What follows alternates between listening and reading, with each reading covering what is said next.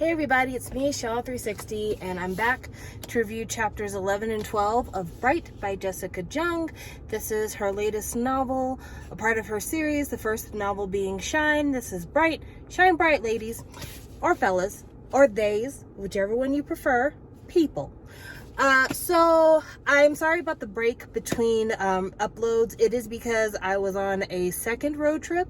My second road trip, I absolutely had no time to film because I was traveling with my mother, and it would have been really awkward to be like, hey, I need to be gone for like 20 minutes to film a video and come back. So yeah, I just didn't have time. We drove from Colorado to El Paso, so we had to go through the entirety of New Mexico. Once again, had to drive through a rain and snowstorm, which was crazy. Got to El Paso. It was extremely hot when we got there. Hung around for a couple of days, then drove from El Paso to Marfa, from Marfa to Alpine, and then from Alpine up to Tucumcari, New Mexico, and then back to Colorado Springs. And we tripped Tuesday, Wednesday, Thursday, and Friday. So yeah, it took me a while to get back to the ability to film because after we got home, I just needed to decompress because I drove that entire thing myself. I drove from Colorado back to Colorado, and I drove on my other trip to New Mexico. I drove that whole thing by myself. So yeah, Big Mama's tired. So it took me a while to come back to this, but I did not forget you. I have been reading. So let's talk about chapters 11 and 12. Chapter 11 can be summed up with, it's an antidote. It's to set you up for the idea that the other girls are jealous and or bitter about the fact that Rachel is doing things that other people aren't doing. And one thing really stuck out to me in this chapter, and I don't know why it stuck out to me, but it did because it was just so weird, or at least it seemed weird to me. So they're on a television show with a radio or TV host, and apparently he's a TV host they really, really like. She starts the chapter by saying in school she was asked to answer a question about, like, name something interesting about you, and that this particular incident that she remembers happens 3 years after she arrived in Korea, and that she couldn't tell people she was a K-pop trainee or that she moved there from New York because she'd already told those stories before. And so she was saying, on this television show, I had that same feeling. But she never finishes the antidote, which I'm just like, why would you start telling a story about this episode of whatever in my life reminds me of a time, and then you set it up, but you don't finish? So she sets up the fact that when she was in school, she got asked the question, like, name some interesting things about you. She talks about other people's answers, but then she never gives her answer. That's just poor writing. Seriously, poor writing. So anyway, they're on this television show, and the announcer, host, whatever, says, describe yourself in one word. So everyone else is giving their one word, and Rachel is thinking about Alex. So she totally doesn't latch on. So when it's her turn to say it, she's like all off kilter. So she decides to answer it, doesn't follow silly rules, which of course, bad girl style. But this is the weird thing. When the host is talking to the girls, she's like, Sunny, tell me about you. Jiyoon, tell me about you. He goes, Kim Rachel. I'm sorry. There's no member of Girls' Generation that gets named by their first and last name. Even Jessica, when Jessica was still a member of Girls' Generation, no one called her by her first and last name. And even the girls in Girls Forever, no one calls them by their first and last name. Everyone calls them by their, I guess, not family name. It's really inconsistent writing. It's bad pre-planning. There's just little things like that throws you out of the story. But anyway, so after they have this interview, they're backstage, everyone's getting ready, and the girls are all like putting stuff in their bag, and that's when Rachel gets the bright idea that her fashion line should be a line of handbags because she's obsessed with bags. I mean, we had the whole Balenciaga bag thing. It's a big deal in her life. So while that's happening, Mr. Han from DB Entertainment comes backstage and goes up to one of the girls and tells her, I think it's Yugyeon, tells her, hey, your parents have cake pops in their store that look like light sticks. You need them to be gone by the end of today because it's confusing the fans because they think it's official merchandise, which I find funny because back when SM had their SM auditorium, their SM store, whatever, they sold like cakes that were decorated and named after groups. So I thought that was funny. But anyway, so Yugyeon is like, why do I have to tell my parents not to sell these cake pops? They're just cake pops. They don't say For Girls' Generation. They're just cake pops, but they're the color and shape of the light stick. I'm like, we don't care what it is you think. Those light sticks are copyrighted. Get that shit out the store by tonight. So then Yugyeon is like, well, what about my idea I gave you guys about me having a YouTube cooking channel? And they're like, no, none of our artists have ever done a cooking channel, therefore you're not going to get a cooking channel on YouTube. And she's like, well, no one's ever had a fashion line either. And then looks at Rachel. And Rachel's like, bitch, what I do? And that's when Mr. Han's like, well, we have had idols release t-shirts and merch, like clothing merch before. So this is not an entirely foreign thing that DB has done before. So after that, like, the argument dies down and Yugyeon's like, I'm gonna go to my parents' shop and eat all their cake pops, which in no world would an idol just didn't eat a bunch of cake pops if they're currently promoting. That's stupid. But that's what happens. And that is literally all of chapter 11. There's no meat there. So then we get to chapter 12, and chapter 12 starts with Rachel and Leah, her sister, filming their reality TV show about the sisters. They're getting their toes done. And during the show, she has the nerve to like show her sister all these text messages from Alex, but she says, oh, this is Appa. And she's like totally shitty at hiding the fact that she's talking to her boyfriend. She's like, it's Appa. Look at what Appa sent me late at night. It's like, girl, stop. But anyway, she's all giggly over Alex and losing her mind because if you had a boyfriend, why would you ever go on a television show and allude to that boyfriend? Unless, of course, you're Don and Hyuna, in which case you don't give a fuck. I'll never forget the fact that Don, when he was still with Pentagon, they did a cooking challenge, I think. And he calls up Hyuna and is just like, hey, I need you to help me. And they were dating at the time, but nobody knew it. So they're just like, oh, how cute. A Dongsan getting advice from his sundae. And it's like, no, he's getting advice from his girlfriend because they're fucking. Speaking of which, there's some, like, video of Don and Hyuna dancing up on each other that's like getting massive views on TikTok. And I watched the video and I'm just like, we all need to get laid. Like, seriously, as a populace, we all need to get the shit fucked out of us because it was like such a little thing. He had no shirt on and he's like kind of grinding on her a little bit, but not even like in a salacious way. He's kind of like body rolling near her and he then puts his hand like on her waist, but like they don't kiss.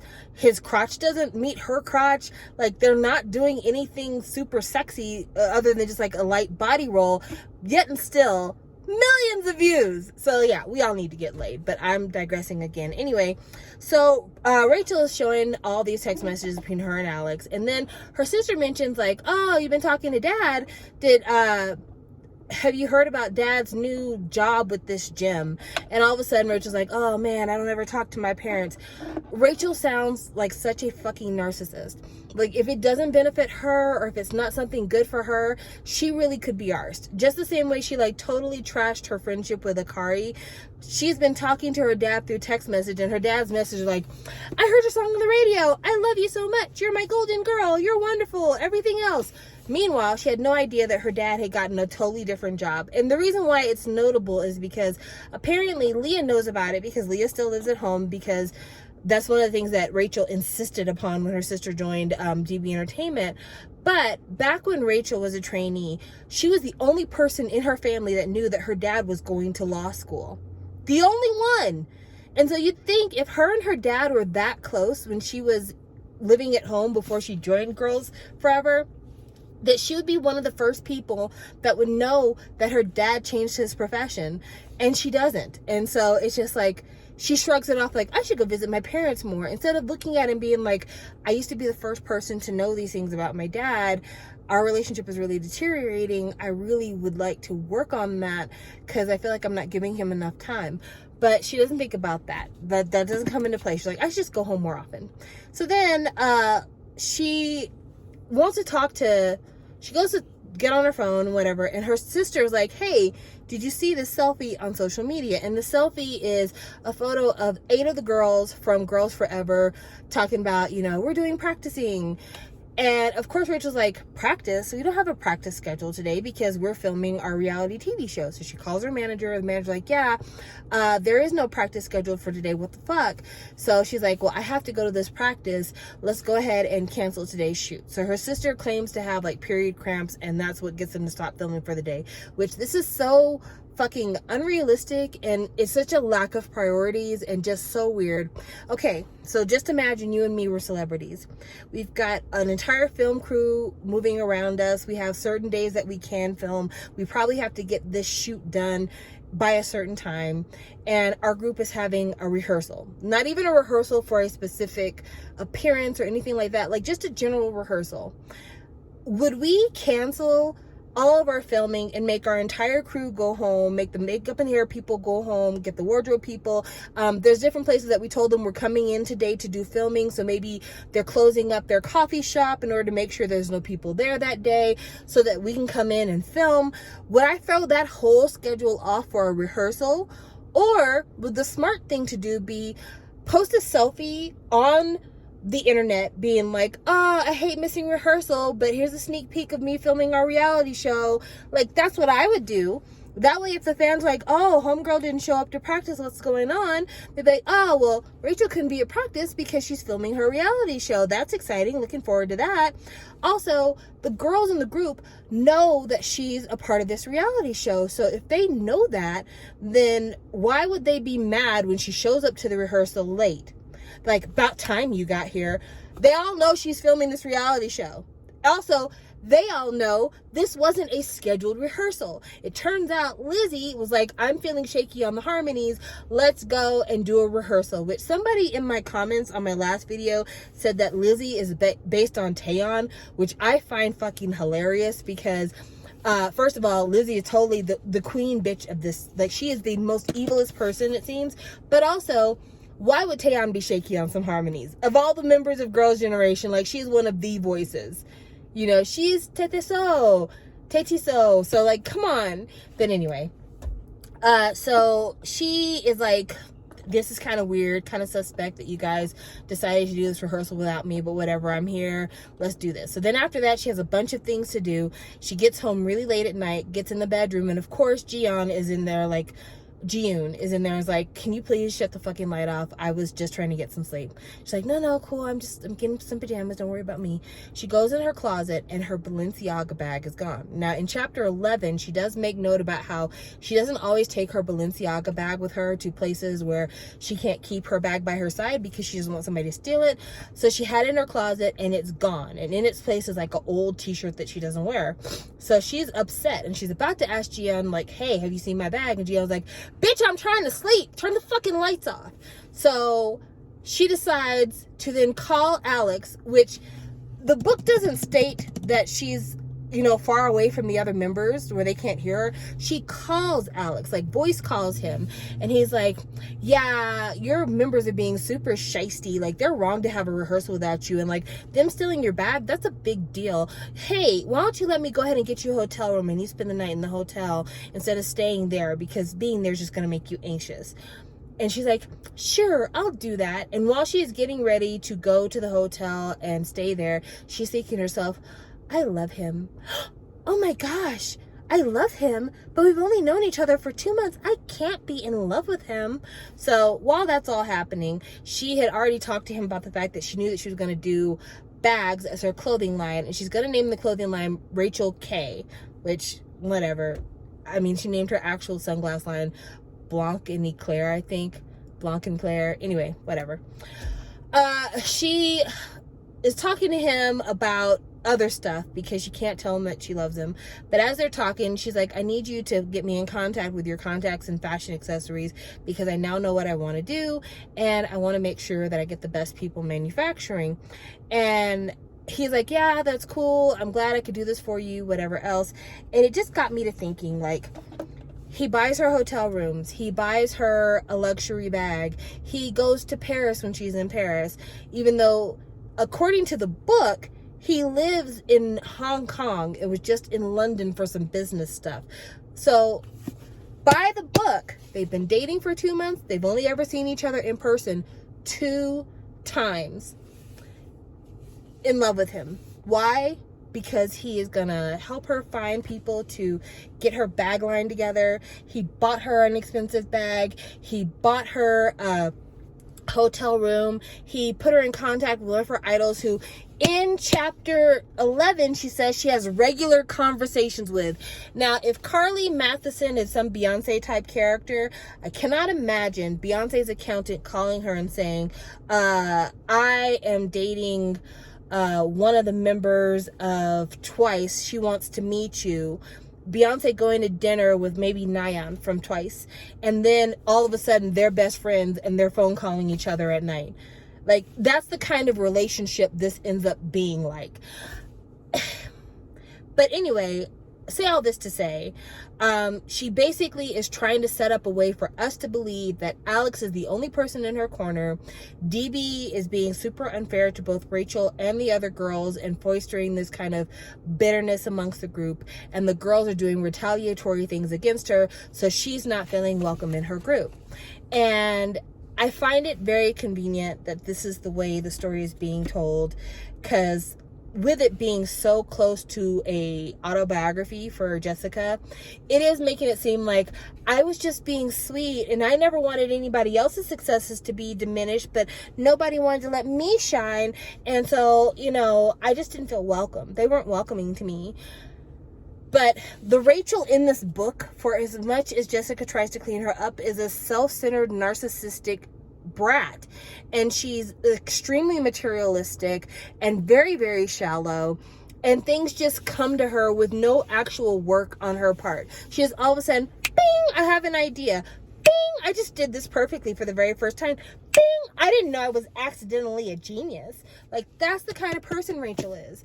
They don't show Rachel actually working hard for anything now that she's an idol. At least in her trainee days, it's like it takes years to become a trainee, and you do go through some bullshit before you get on. Even she almost lost her space as a trainee at a couple of different points in the first book. But in this book, people literally hand opportunities to Rachel on a silver platter, with her doing little to no work to earn these opportunities other than the fact that she is a part of a popular girl group.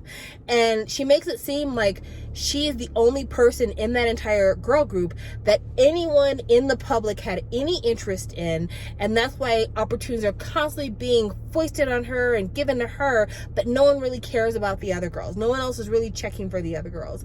And I just find it to be really shitty. And I find it to be really shitty because from what people have said on social media, Jessica is still friends with some of the Girls' Generation members, and maybe the members who she's giving code names to that are people who are her friends, they are not really mentioned as having any part in some of these shenanigans. But Girls' Generation is getting ready to have a comeback. Like, we didn't talk about that, but Girls' Generation, the 8-piece, is getting ready to have a comeback. And saying shit like this and stirring up the pot, it's like, I want to make sure that if anyone talks to any of you about this book, that you understand these are the villains. And I think that's just, I think it's pretty shitty. I think it's pretty shitty. I think everyone is entitled to live in their truth, tell their truth, and for them to be believed. I do absolutely think that, but I think that this goes beyond just like I'm telling my story and goes into like I'm being fucking petty. Because honestly, if she had kept it to where the villain of the entire story was DB, if that was the main villain throughout it all, I think all of us could really get on board with that, because we know SM's not perfect. We know SM is bad. Hell, if she had even made it to where like Rachel made some mistakes, there were some things that Rachel didn't get perfect, then we could be like, okay, that makes sense. Like if Rachel had gotten the radio show, but her first episode was just a disaster, and by the 5th episode they realized it wasn't going to work, and so they pulled it off the air. That would have been kind. That would have been something to be like, oh, I empathize, because it doesn't always work out. But they just really write her as a Mary Sue character, that she's just always so damn perfect. Everyone wants Rachel. Rachel does nothing wrong, and that we're all just peasants living in a Rachel Kim world.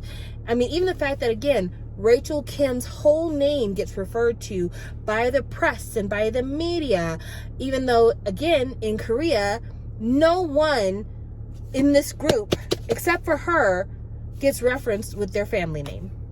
So I know that I know that if you're listening to my reviews, you're like, you must have a real boner against Jessica. Jessica must have personally offended you. You must hate Jessica. I don't hate Jessica. I do not hate Jessica. In fact, when Jessica released her first album after leaving SM, I bought that album. Even though that album was trash, I still bought it anyway. But my problem I have with Jessica is that Jessica has made some really bonehead decisions, and how do I put this?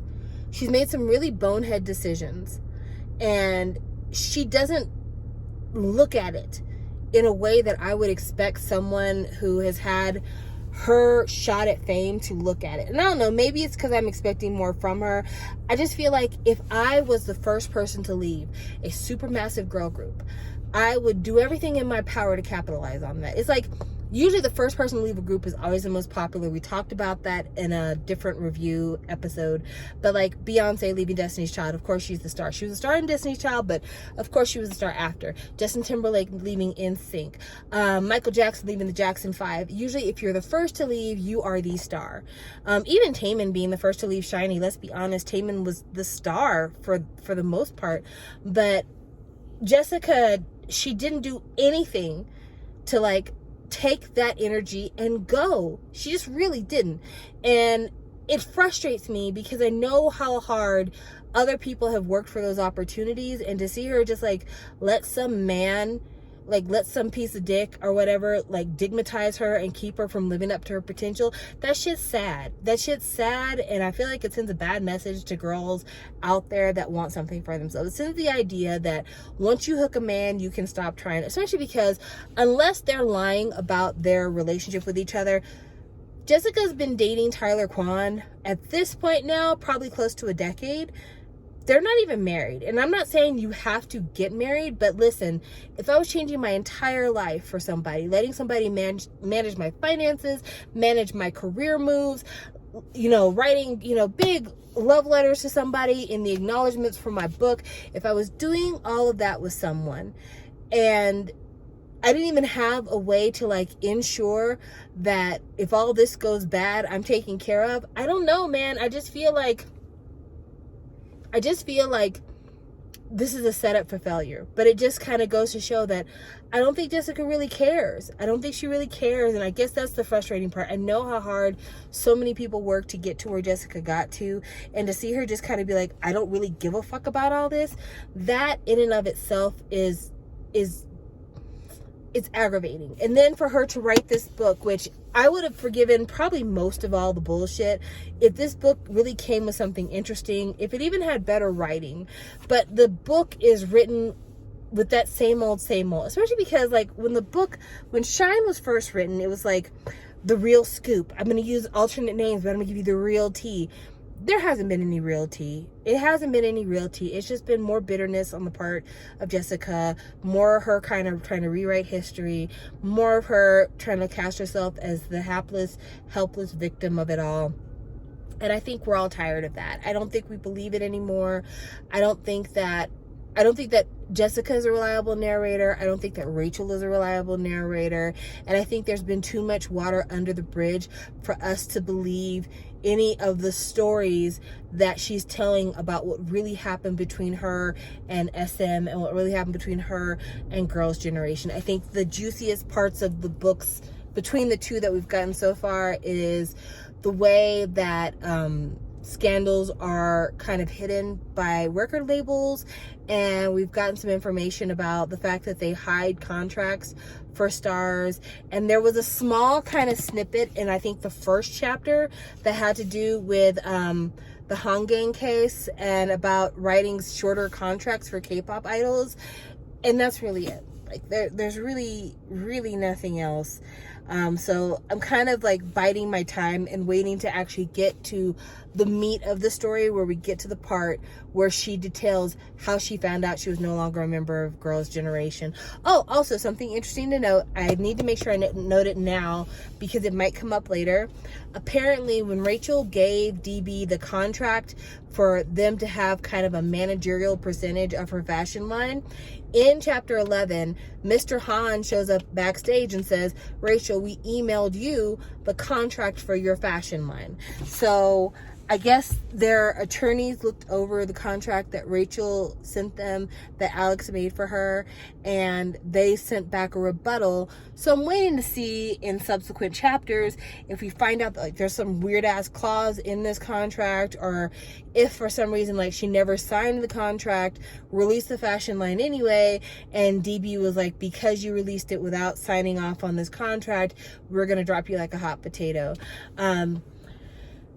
You know, I don't want to say that SM is good at valuing people, because I don't think that they do. I think SM's pretty shitty at valuing people. But when you look at the people who have left SM early on, or the people who left SM under like a cloud of smoke and fire, it doesn't feel like the people who left SM were the good people. It doesn't feel like that at all. Like, okay, for instance, different members of Super Junior that are no longer allowed to promote. I don't have any problem with Sungmin. I heard the fans have a problem with him, but I don't really. But like Kangin not being able to promote anymore, good fucking riddance. Get the fuck out of here. You look at DBSK and you look at JYJ, and I still like Junsu, but I think that his relationship with Hani from EXID was kind of messy. His whole hotel employees not getting paid was messy. You look at Yuchen, Mr. Toilet Bowl himself, Mr. Worldwide Rapist Meth Head, and that shit's fucking messy. You look at Jaejong, who made a joke about getting COVID just to be funny and supposedly raise awareness, and it just feels you look at Chris Wu from EXO, who I don't know if all that shit's been sorted out, but is being accused of like using a celebrity to get underage girls to give up the goods, and is passing around STDs. Like, again, I don't want to seem like SM can, I don't say that SM knows everybody and like can weed out the bad ones, but some of the ones who have left early on, it just seems like maybe it's okay, you know? Maybe it's okay. But anyway, we'll just keep going with this because we are now almost halfway through the book. Like, everything over here is what we've already read. So yeah, I think we're almost halfway through the book. Let's see. That was page 187 of the book. That was the last page of chapter 12. And the epilogue starts on page 379. So yeah, we're a couple of 100 pages away from the epilogue.